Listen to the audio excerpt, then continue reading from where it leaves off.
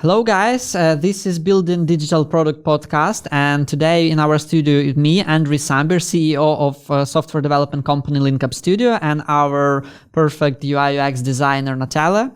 And today we have very special, very experienced and very interesting guest. Please meet Don Norman.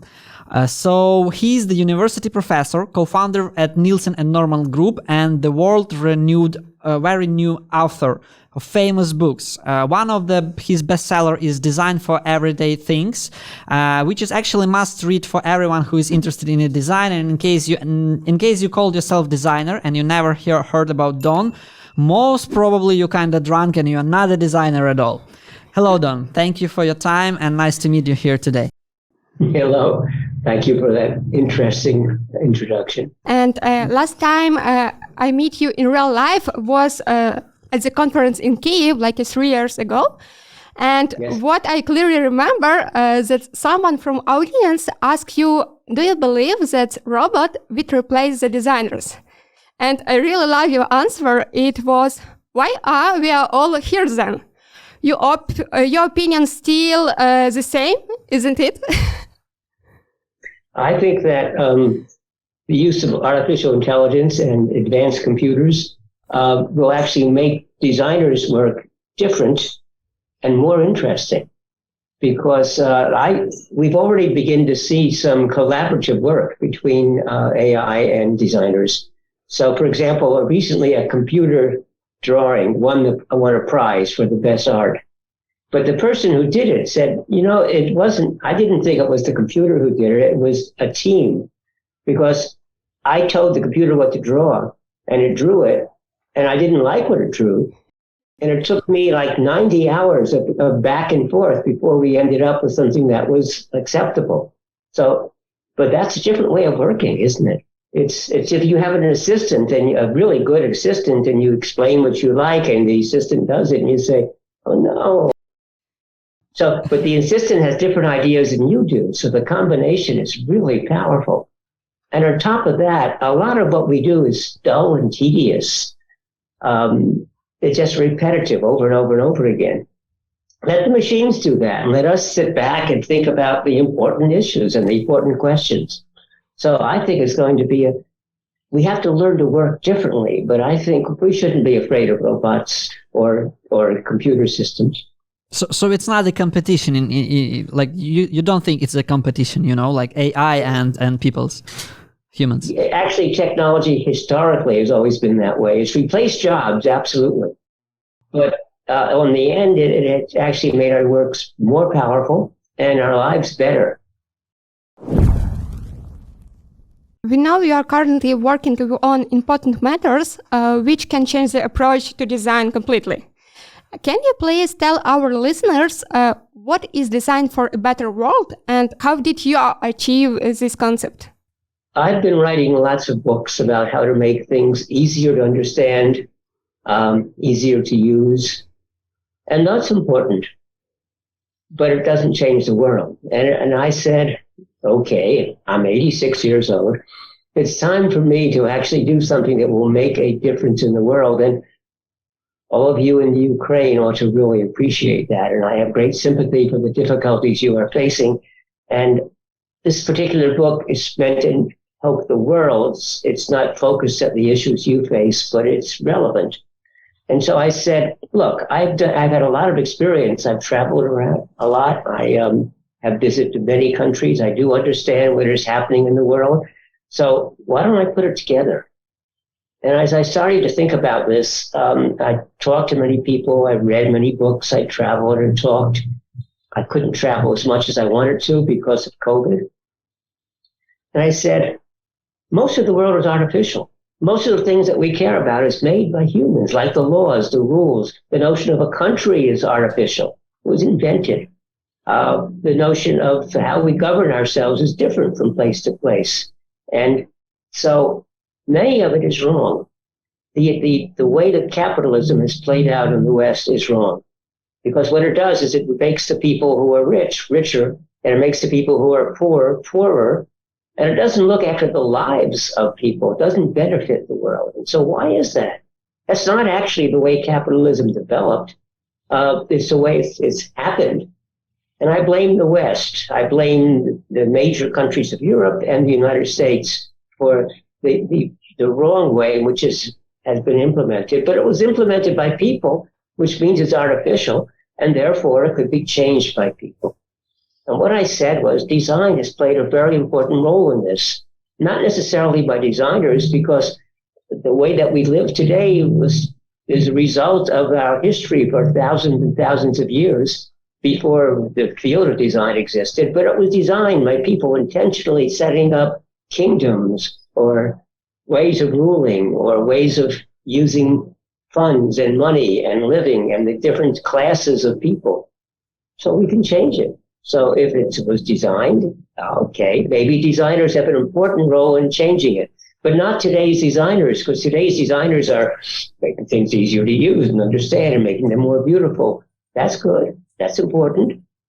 But we need designers to be in power, to say, we are the unique profession that thinks about the world and people. Lots of professions think about the technologies and about the economics, but very few focus upon the living needs of people. And so we are the bridge between technology, economics, and how people live. And that's what this book is about. So the book is about why everything is artificial, and therefore that's a benefit. We might be able to change it. That most of what the scientists tell us and the economists tell us is unintelligible, and it's wrong because they simplify. In order to do science, you simplify, and you simplify so you don't worry about how people actually live. You make it so that the mathematics works out. So we have to change that. Second, when designers design a nice new device, they don't worry about how it destroys the environment in getting the materials.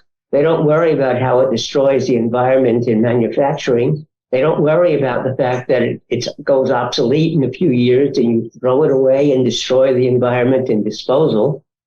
That's wrong. And we focus human-centered design, which I champion, is focused on a person, on individual people. And I say, no, we must change that.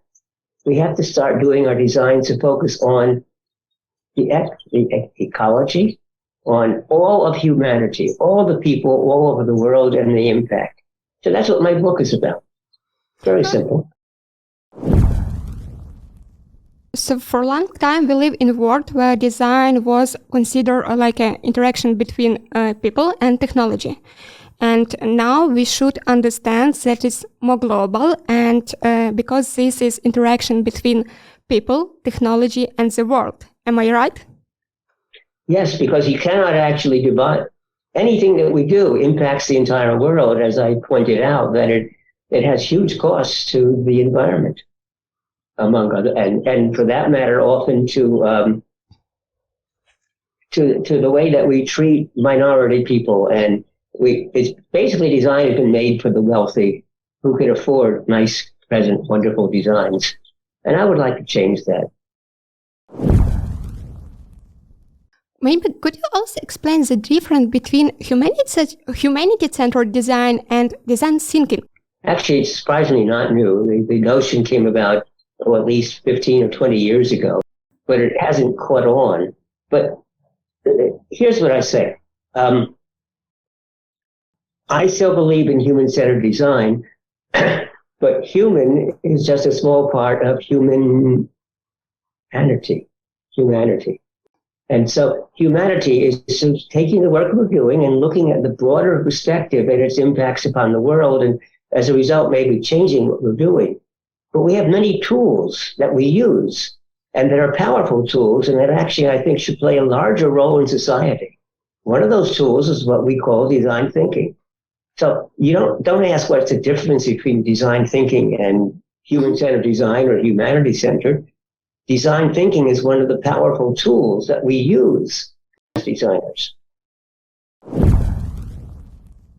Let me ask you something. So when I used to preparing for this record, I actually watch a few videos of yours, and one of them you gave a very interesting thought, which you actually just told us that designers, they need to get the authorities, because usually there are some CEOs or big bosses, and they are telling designers what to do, and designers, they don't get the authority to the place. But how do you see it? Like, in case we take some organization which wanted to use your approach, what they need to do? They need to put designer to the CEO place, or they need to have just better communication, like from the business-wise standpoint of view, how you would consult someone to do that? I think if you just took today's designers and moved them up in the organization, it would be a disaster. Okay. Because when you move up, I know this because I went through this myself. I was an academic. I was a professor. I wrote the Psychology of Everyday Things, then called it the Design of Everyday Things. I thought I understood how we should be doing things in industry. And then I moved to industry. I went to Apple, and first as what's called an Apple Fellow, but then I became vice president. And I discovered that I didn't understand how we actually did things in the world. That academics, most professors and academics have never had a job. They don't understand how the real world works. Most business professors have never worked in a business. So what are they talking about? We talk about abstractions, but in the world you don't do abstractions. In the world you do real concrete things. So I had to learn that a lot of what I knew was not relevant. And when there were things that I should know that would be highly relevant, but we never studied in academics. And so I learned that doing things is much harder than talking about it. It's much harder than the theories and the ideas. Actually making something work where you have to go, you can't be a specialist in one field. Because when you do something that's real, you need to bring in people from many different disciplines with many different backgrounds. And you have to learn to work with them. And you have to learn to look at the big picture, not the little picture. Today's designers are not trained like that. Today's designers are trained to do great art, if you will, applied art. They learn to sketch, they learn to make devices, they learn to do this and do that. But they don't learn about business. They don't learn about politics. They don't learn about the world. They don't learn about economics. They don't learn about the lives of people all around the earth. But if you want to be successful in business, you must think about these things. You have to understand finance. And most designers say, I don't want to do that stuff. That's dull and boring. Well, yes, it is, but it's critically important. You have to learn how to manage people. You have to learn about politics. And most designers say, oh, I don't want to do politics. Well, but politics is not a bad thing. It's often done badly. And there are evil politicians, but politics is basically, look, we have a lot of people together. We're trying to figure out how to work together. And each person has a different view of the world. And usually each person's view, although they contradict the others, each view is often correct from their point of view. And so what we have to do in politics is understand these points of view and try to find a way of dealing with it, ideally to find a solution that satisfies everybody. Sometimes it requires compromise. Everybody thinks their field is most important, and they should, because why would you do it if you didn't think it was really important? But when you're putting together a product or something like even this podcast, you have many, many different considerations. You can't say my field is most important. You have to say every field, every specialty is important, because without all of it, it won't work. You need more designers who take the broad point of view and who move up the ranks to become vice presidents, to become chief design officer, and where relevant, chief executive officer. By the way, most people who want to become chief executive officer, when they do, they hate it. They want to go down, because chief executive officer doesn't work on the product and on the company. I know, I am the chief executive officer. I agree. You spend a lot of your time doing finances and doing politics. And doing, for sure. But that's essential, or nothing works. So you have to find people who care about that. But we need more people with a design background who are willing to do that. Interesting. You actually mentioned the education part, and well, I mean, as far as I understand, like your answer to this is we need designers with much more wider vision, like more rich experience and so on and so on. But here is interesting thing, because people usually like it happening in the world. You go to the college, you choose your profession, and then you become someone. And usually, in case you wanted to be the designer, you choose it when you are quite young, and then you are just the designer. And like, how do you need to get those experience? Because, when you are like 40 years old and you got lots of that experience, you most probably will not choose to become a designer at that point, right? So how to find that, middle point, or how to change our education system in a way that gives to the designers all of this,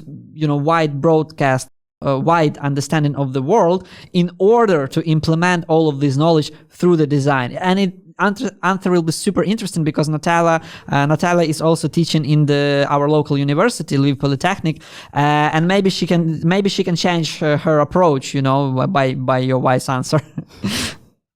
Yes, I would like to convince you to change your approach. Of course, but yeah. Because look, this issue is not restricted to designers. The way that you describe that you go to school and you pick your field and that's what you become good at, that's true of engineering. It's true of literature. It's true of history. It's true of every single discipline. I think the university is at fault. Universities pride themselves on having the best specialists in the world in each of the different departments and areas. And they don't reward people who are really good across the disciplines, who bring in together all this. So the university should change to give a more broad education to everybody. And I think that the principles, for example, design thinking, and some of the principles we're talking about, applies to every discipline. So there are some universities in the United States. There's one at Northwestern University where I taught for a while, requires every engineering student to take a year-long course in design. One way of broadening everybody else, but it also broadens the students, because the students are now, they are asked to do practical jobs in the first year when they don't know anything. They have to go and work in the hospitals and help the patients. And that already gives them a broad approach and understanding of what all the different things that are required. So that changes the way they go through the university. They take more classes outside of their specialty. And the university is encouraging this. The other thing one can do is have courses that require disciplines. So again, at Northwestern, there's a wonderful design course which is taught by physicians, people from the business school, people from engineering, and people from design. And to show how all these fields couple, the medical people are there because they're learning how to develop medical devices. And that course has been so successful. Now there are other versions of it that don't use medical people, but use people from other disciplines. But by showing people and making it interesting, it's really fun for the students, by the way, to get involved with other disciplines. And it's difficult for the professors at first. They're not used to it, and they wonder which professor is in charge. No, but if you can find the collaborative professors, it's one that not only broadens the education, but is enjoyable for everybody. I believe the mindset of the educator is supposed to be changed firstly, and only after that you can broadcast, because that's supposed to go from the authorities, I'm in the university right now. My experience is that the worst part of the major research universities are the professors, the senior professors. That the young professors think this is exciting and wonderful, and often the administration of the university thinks this is what we ought to do. But the professors are very conservative, and they don't like to change anything that they have been trained to do. And in the United States, especially, the research professors in research universities run the university. There's not officially, but they decide who gets promoted. They decide who gets hired. They decide what courses are taught. And every one of them wants more courses in their own specialty and more faculty in their own specialty. And that's what prevents us from doing this wonderful, broad educational process. I don't think you would call yourself conservative, right? Not in that sense, absolutely not. Okay, good. That's how I say young, is because, what I like is that when I work with my students always try to show that I'm wrong, always arguing with me and telling me I don't understand what I'm talking about. I like that because that first of all, it keeps me up to date. Second of all, it keeps me alert. Third of all, sometimes they're right. And if they try to show me that I'm wrong and I decide you're right, well, gee, that's, if I'm saying something that's wrong, I want to know about that. So I stop saying it. I learn. And then you put it in your books. Yeah, I put it in my books, right? Okay, I got it.